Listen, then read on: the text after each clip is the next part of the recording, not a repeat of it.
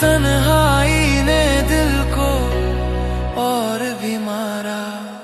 मेरे नसीब में मेरे पसंद का कुछ भी नहीं, इसलिए हर चीज की तमन्ना छोड़ दी हमने। अब तो दिल से कोई उम्मीद बाकी नहीं, हर खुशी से अपना रिश्ता तोड़ दिया हमने। अब तो खुदा से भी कोई शिकवा नहीं, जो मिला गम वही कबूल कर लिया हमने। कभी रोते हुए दिल ने भी हंसना सीख लिया, हर दर्द को तकदीर समझ कर